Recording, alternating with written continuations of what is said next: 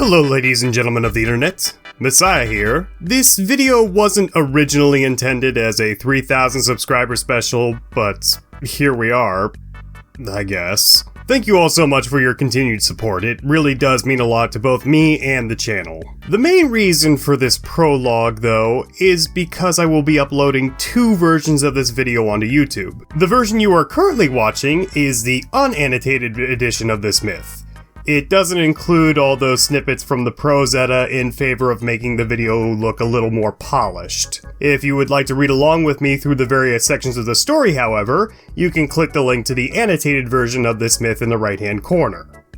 Whichever version of the myth you choose to go with, I want to thank you all so much for watching, and I hope you all have a God's blessed day.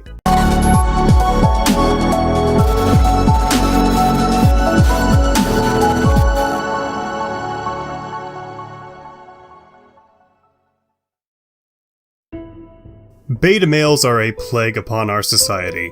I don't think anyone would disagree with that sentiment, however there may be some argumentation as to the scale of how harmful simps are in the vein of facilitating young women to make a living merely showing off their titties to those who are too stupid to realize that Pornhub is free. Though thankfully venture capitalism may inevitably put an epitaph on that one. However, then you have turbo-virgin nerds like me who actually argue that this sort of shit has been going on for centuries. Except back in those days, beta males didn't simp for e-thoughts. Guys like Snorri were simping for Jesus. Apparel available now. The Eddas, while I appreciate their contribution to preserving our modern understanding of Norse mythology, they are definitely not created equally. Snorri's classic was created in an attempt to consolidate the church's influence over the Scandinavian countries by throwing his entire culture under the metaphorical bus and repurposing the Norse figures as nothing more than a bunch of mortal men who fooled the dumbass heathens, of course he was one of them, into believing they were gods by performing a few paltry magic tricks here and there, and then proceeds to write the wildest history of the world I've ever read. But we'll be getting into that later. By contrast, the Poetic Edda preserves Norse mythology without the need to frame it in any sort of apologetic context. Though the Prose Edda may be the older of the two texts, they are both speculated to have their origins in an even older, some might say, Elder Edda, though that is a title contentiously given to the Poetic Edda, as by contrast to Snorri's Bible fanfiction, the Poetic Edda is thought to have just copied all of its material from the aforementioned older written source, or perhaps was inscribed by memory from older oral myths related to its author by the heathen natives of that region. And who is the Poetic Edda's author? Well, I'm glad none of you asked. No one really knows. But judging by the composition and handwriting of the text, we get the impression that there was a single author who wrote 53 pages of this nonsense, with 8 of those pages being lost to history. Which, as big of a tragedy as this is for me and my bleeding heart which knows no affection for women, only mythology, it's better than the alternative where the entire text is missing, which just so happened to be the reality for roughly 373 years, as these texts were stashed away to avoid being detected by the crazed Jesus simps of the day, only to be discovered by a Lutheran bishop. But don't worry, we like this one. While Björnrolfur Sivensen was a devout man of God, unlike Snorri, he wasn't a Jesus simp. He was an absolute Chad. Had to be to grow that kind of a beard. Rather than burden the manuscripts as heathen heresy, Sivensen actually kept them in his personal records for years as a curiosity, then had the balls to send them to the King of Denmark as a coronation gift. Like I said, Giga Chad. And so, we now have two texts by which to derive the Norse creation story. One, which is unapologetic in its heathenry, though disappointingly much more abridged, and another which puts a big ol' asterisk right next to it, with an accompanying footnote which says, yeah, this is what my ancestors actually believed, but read what I wrote about Thor and Odin being historical figures from Troy instead, because that's the God-approved narrative. If he ever breaks your heart, milady, I will whip him into shape! No, seriously, this motherfucker tries to blend 3 different mythologies into one book to form a cohesive yet needlessly complicated narrative. Apologetics have always been bad, but this is some next level shit. With that in mind, we have two different accounts as to the professed origins of the Norse people to compare and, mostly, contrast for today's video. So let's get into it. We'll start with the stupid one. So in the beginning, the one and only god, who was the only god to have ever existed, despite the fact that in this very same account, Snorri forgot to exclude that bit about the Norse pantheon rising again from the ashes of Ragnarok, which strongly implies a connection between Norse mythology and Genesis. After all, the world was waste and void. Yeah, there wasn't a whole lot of future planning going on here. Basically, Snorri copies the first passages of Genesis, testifies that all peoples did in fact come from Adam and Eve, and then were exterminated 9 generations later, save for Noah and his 3 sons, Shem, Japheth, and Ham, give or take a previously unmentioned 4th son, who is supposedly the progenitor of the Irish Celts. Apologetics can always get worse, boys and girls. Thankfully, Snorri had the good conscience to not fuck up any of the previously established biblical narrative.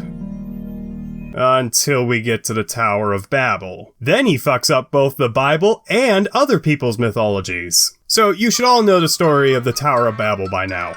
An egocentric king by the name of Nimrod tries to build a tower upwards all the way to heaven to meet with God personally and show off the power of human engineering. As a result, Yahweh confounds their speech and then the people go their separate ways. Right? Well, for the most part, yes. However, Snorri makes one critical edit to this classic story. Instead of the king's name being Nimrod, it's... Wow, that literally makes anti-sense. His name was supposedly Zoroaster. But wait, it gets more stupid, because after Zoroaster's plans are ruined with the Tower of Babel, he twirls his comically villainous mustache and shouts, "Fuck you, black god!" and then runs off to found the Assyrian Empire, where he reintroduces himself to the people as the idolatrous god Baal. And then, while we're recovering from that stupid, the story makes a beeline towards Crete, where supposedly another mortal man, Saturnus, is confounding the people of the island with his magic and, quote, control over the invisible elements, whatever the fuck that means, and demands to be worshipped as a god himself, along with his 3 sons, Jupiter, Neptune, and Pluto.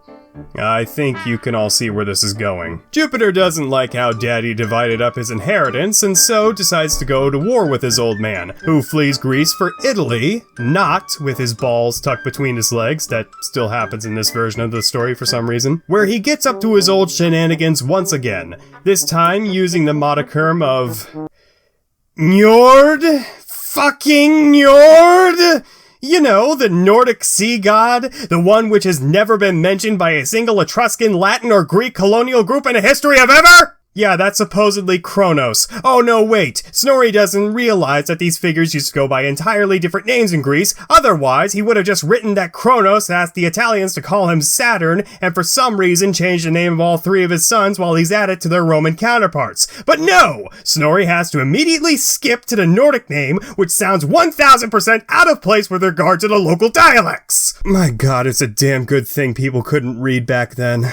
But Messiah... what does any of this have to do with the Germanic peoples up north? Ever hear of a place called Troy? Yeah, supposedly they had a war there, and one of, quote-unquote, Jupiter's descendants happened to be the king of Troy, Priam, who had some descendants of his own, who were pretty big deals in the Trojan War. We've got the classics like Hector, Paris... Thor! Snorri, what the actual fuck is this? So, yeah, Priam's grandson is fucking Thor. I'm crying because I have no other emotion to convey just how distressed I am at the thought that these people actually read this and believed it. Yes, ladies and gentlemen, Snorri expects you to believe that while Achilles was cutting up legions of Trojan soldiers after losing his favorite cocksock, Thor was sitting there on the sidelines practicing his hammer swing. There's a reason why this section of the book typically gets cut, because people would suffer severe aneurysms before they even got to the first poem. By the way, I'm reading the traditional unabridged version of the Prose Edda, translated by Rasmus B. Anderson. I'll try to do my best to pull up these things on screen so that you know I'm not bullshitting you, but if you'd like to read this torture exercise for yourselves, I'll leave a link to the Kindle download in the description down below. So, the reason Thor wasn't present for the Iliad is because, much like my own dad, his biological father didn't want him, and so sent him off to live in Thrace as the foster child of King Lorikos. Until he murdered his adoptive family, assumed the throne for himself, and supposedly renamed Thrace Thrudheim. Excusing the fact that this never happened historically, Snorri also wants you to believe that Thor somehow had future premonitions of his daughter by which to name his city after, because keep in mind, he supposedly did all of this when he was only 12 years old. From there, Thor travels northward, finally, and meets a prophet by the name of Sif, who he then puts a baby inside, and a few generations later, a child named Woden rolls down the tubes. Jesus Christ, he couldn't even get the genealogy right. So, this latest in a long line of suspiciously Nordic-sounding names made his way back to Turkey for some reason, and immediately began to amass a caravan of peoples from the nation to head back up north before establishing a kingdom called Asgard. Before heading even norther to Norway, where again he made himself a false idol and conned the people into believing he was king of the gods. And now it's up to Snorri and his pal JC to clear up all the confusion and reiterate all of these heathen works from the long-lost Elder Edda just to mock them for their heresy, all while blissfully ignorant of the fact that some 23-year-old scud on the internet and his audience of similarly aged losers with nothing better to do with their time will be doing the exact same thing to him some 800 years later. Would you believe me if I told you I literally lost sleep over trying to find an explanation to this nonsense? Would you believe that there is actually an explanation to this nonsense? Well, turns out there actually is. Somehow. So, as I'm sure you've all gathered by now, Snorri is neither smart enough nor creative enough to come up with this narrative all on his own. He has pretty transparently lifted it from somewhere else, and to find that original narrative, we need to look even further westward, to the Franks. Way back in 538 AD, St. Gregory of Tours was having the same problem as Snorri, trying to convert the populations of a pagan wild country full of incredibly pale peoples who may or may not have liked to sacrifice babies. So he writes a work called Historia Francorum, which, like Snorri's account of the history of the Germanics, also begins with a synopsis of the Genesis creation narrative. However, unlike Snorri, Gregory stops there and starts writing actual history as it pertains to the specific dynasties of the Franks. However, in 630, an anonymous fellow by the pen name of Fredgar wrote a chronicle of his own, for the most part paraphrasing Gregory's work, but adding in the small detail that the early Franks had also emigrated from Troy, specifically during the sacking of the city by the Greeks. As one of his two sources he cites for this claim is the poet Virgil himself. This would mean that this caravan of people left right at the same time Aeneas did.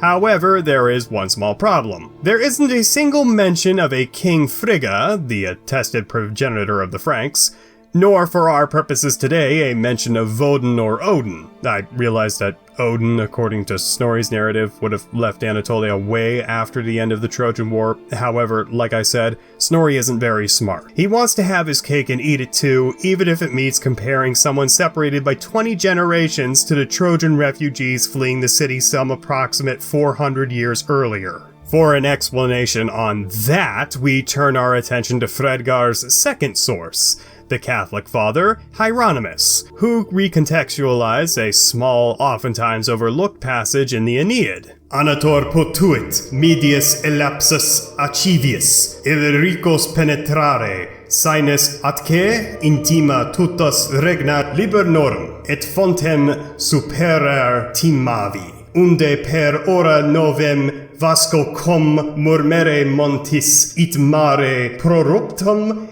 et pelago permit arva sonati. Hic tatem ille urbem patavi sedesque locavit tu crorum. For those of you not privy on your Latin, just like me, the passage roughly translated means, Antenor, having escaped from amidst the Greeks, could with safety penetrate the Illyrian Gulf and the innermost realms of Liburnia, and overpass the springs of Timavus, whence, through 9 months with loud echoing from the mountain, it burst away, a sea impetuous, and sweeps the fields with a roaring deluge. Yet there he built the city of Padua, and established a Trojan settlement. So we do have some evidence of a separate caravan exiting Troy to found yet another Italian city. However, Hieronymus must have been leering over Fredgar's writing the whole time, tapping his shoulder and saying, "Yeah, you see that guy Anator? Go ahead and change his name to Frigga. And where it says Italy, just change that around to be Asia, and then have them go off towards here and found a kingdom of guys named Frank." Snorri, the simple dolt that he is, read this and said, "That's a great idea!" and did the same thing for Woden and supposedly Asgard. Now, to be fair to Hieronymus and Snorri, Roman schools stressed the importance of Troy a lot. Not only did migrants from that region go on to found Rome itself, but also, according to Roman tradition, Illyria, Etruria, Sicily, and even Macedonia were founded by Trojan refugees. Keep in mind, in those days, not only was the Iliad, Aeneid, and Odyssey well known, they were considered historical. But no, the Scandinavians and Germans came up with the gods independently of the Trojans and were almost certainly not historical figures. And so, that was the professed origin of the world according to Snorri. Now we can finally move along to some actual Norse mythology from the people who weren't ashamed of their own culture.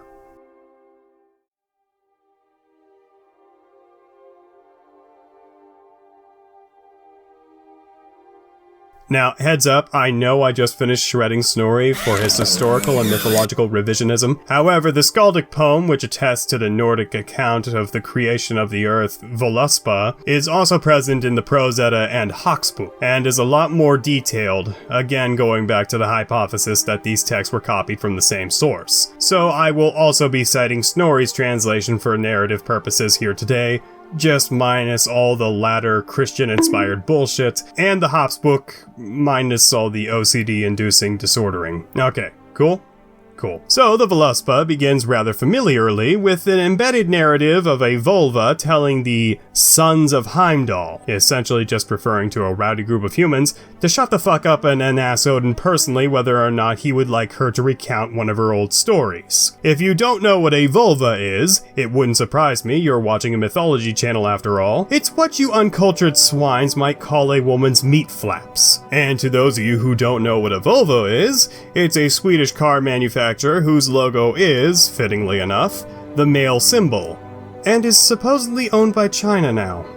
Yeah, come back up here, my little friend, I may need you for this video after all. All really terrible dad puns aside, a vulva, also known as a seeress, can be thought of kinda like a Greek oracle. It was a person, typically a woman, who claimed to have visions of the past, present, and future, and who used this supposed gift to earn political power and sway over Germanic societies, whether they were bullshitting or not. In other words, no damn different than any given career politician today. After being given a nod by Odin, the vulva starts to recount how, in the beginning, there were only two worlds: Muspelheim, World's End, the fiery land to the south, and Niflheim, Dark World, a land of frozen ice laying up to the north. Between the two worlds lay the void, because of course there's a void here, called Ginnungagap, or the Yawning Void. Between these two worlds, the elements of fire and ice coagulated into,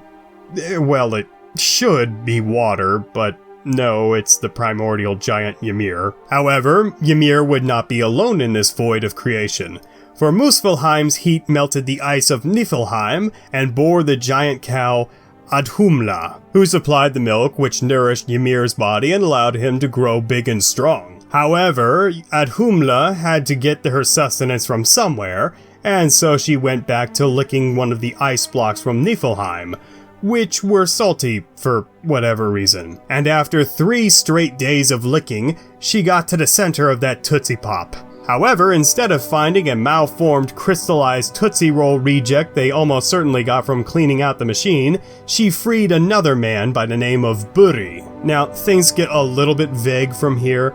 They don't bother to explain where the other giants come from, nor do they divulge exactly how Buri sired his less slightly obscure son Bor, who then in turn fucked one of the aforementioned giants and had his, much more famous than him, sons Ve, Vili, and Voden, nor does it explain how Athumla or Buri got into that ice in the first place. The Poetic Edda is no help as it literally skips right over Athumla, Buri, and even Bor and cuts straight to the three brothers creating the earth. It doesn't even mention them killing Ymir to do it. Snorri, of course, is useless as he only paraphrased parts of the Voluspa in his much more comprehensive yet infinitely more fun to say poem, Gylfaginning! And plus, he didn't believe in any of this shit anyway, so the fine details are absent. However, we can theorize. Allow me to be a nerd here and state that the Nordic apocalypse isn't actually called Ragnarok, it's based on the geographical location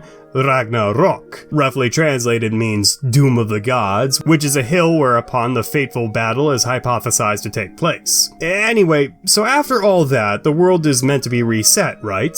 Yggdrasil burns down so that the few gods and the last two humans, transparent stand-ins for Adam and Eve by the way, can repopulate a new world. But what if all that happened before this account of Norse mythology? And Buri and Athumla, and the clusterfuck of other Jotun, were all leftovers from another long-lost world. Kind of like another religion where the practitioners believe in samsara, or the infinite reincarnation of the universe, which will be created, preserved, and eventually destroyed. Another religion wherein the cow is sacred to its people. You see, ladies and gentlemen, this is why I pray to Shiva every night, because humanity's lease is expiring very soon, and while I know he'll smite me too, I hope at least he'll let me live long enough to watch everyone else burn. I am a bit of a sociopath like that. Also, before anybody tries to act like they're smarter than me in the comment section, I know this is probably a carryover from Aryan mythology, which also, maybe, influenced the Hebrews and could have originally been a part of the original Norse model of creation and reverence for cattle. Remember, the Poetic Edda also makes mention of the world arising anew after the end, and Snorri, God help us, hypothetically had access to the true Elder Edda, which I pray to Shiva he gives me a copy of for Hindu Christmas. Or Krishna Miss. I'm gonna go fucking kill myself. Also, if any of that rambling needed clarification, watch the Bible book by book episode 1. My videos on Fenrir and Jormungandr and an absolutely massive video project I have planned if/when I get this channel up to 10,000 subs. And perhaps another video which may or may not ever get made, which will also approximately be 5 hours long. I get a fucking hard on talking about this shit. I don't know what to tell you. Either subscribe or get the fuck out. That footnote took up an entire page and a half of my script. Anyway, cutting the fluff, which is the speculated origins of the naked giantess Bestla, who Bor sticks his dick into, we now have the three boys who decided it'd be a good idea to kill Ymir one day. And so they do, inadvertently flooding all of Ginnungagap with the giant's blood, which is said to kill all the Jotun, presumably their mother as well, save a fellow by the name of Bergelmir, who escapes the flooding with his wife on a giant ark. Hark! Is that a banjo I hear? It must be, because all of these mythologies are fucking inbred! Snorri. I swear to God, this Jesus simp is slowly becoming the antagonist of my channel. After finding his way to a dry spot of land, presumably Jotunheim, Bergelmir swears vengeance upon the Aesir on behalf of all frost giants, cementing the two races' lifelong rivalry, which is also conveniently what happened following the biblical flood. Anyway, Woden tells them to fuck off, and then he and his two brothers set to work making the body of Ymir into a brand new place to live. Obviously, his blood became the seas, his skull was transformed into the sky, his brain the clouds, his ribs became the mountains, and his flesh the earth. After this was done, the three brothers thought that this creation stuff was pretty cool and started experimenting with the creation of life. In essence, they were playing God, which I suppose is excusable because they were literal gods. First, they took the maggots from Ymir's flesh and fashioned the dwarves, beings which weren't too pretty to look at and decidedly shorter than their creators, but were master craftsmen. These guys aren't too important for right now, but if you really want to be a completionist, try and find the copy of the Poetic Edda which contains the Dirvirgetal, or category of the dwarves. The last act of creation, the threesome.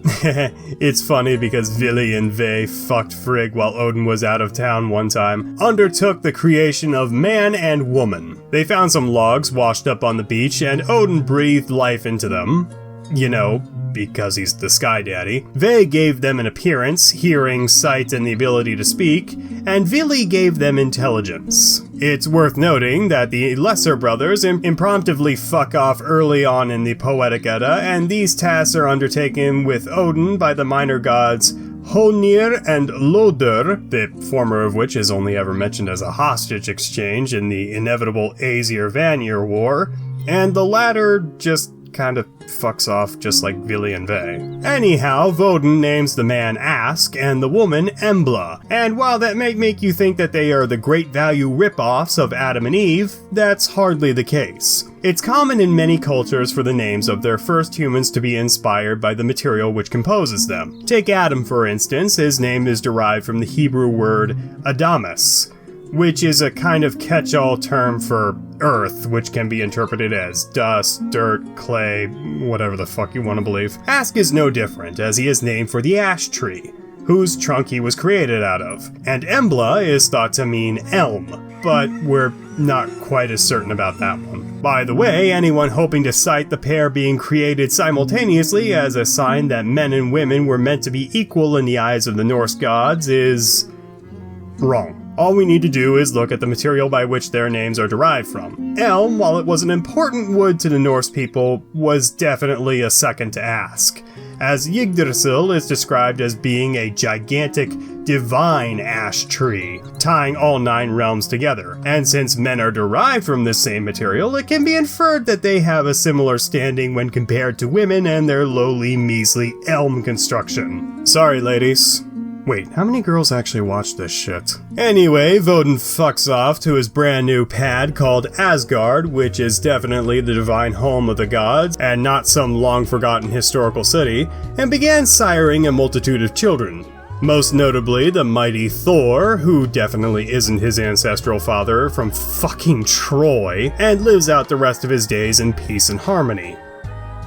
Until a big wolf swallows him and then he gets kicked by a dumbass magical shoe. Thank you to everyone for watching today. Hopefully I shed some light on the major differences between the two Eddas and their accounts for the creation of the Earth. I've recently developed a bit of a soft spot for the Norse mythology again, and I think I'll be doing another video fairly soon on another topic you people will try and talk me out of, and will not listen to me when I say it's far more interesting than the more academic channel's interpretation of the topic, because I am both smarter and more entertaining than them. And you can take that quote all the way to court. Be sure to like the video if you've made it this far, share it with a friend, leave a comment letting me know what you think, and subscribing if you're new here or haven't already for whatever reason. If you're feeling generous, Streamlabs link as well as my Patreon will be listed in the description below. Think of it as throwing pocket change at a street performer, except I don't have any talents to speak of, and there is a 50-50 chance I'll blow it all on beer as opposed to a 100% chance. My Discord is also linked down below, so be sure to come back and check that shit out if you haven't already. And until next time, ladies and gentlemen, my name is Messiahs of Mythology, and I hope you all have a God's blessed day.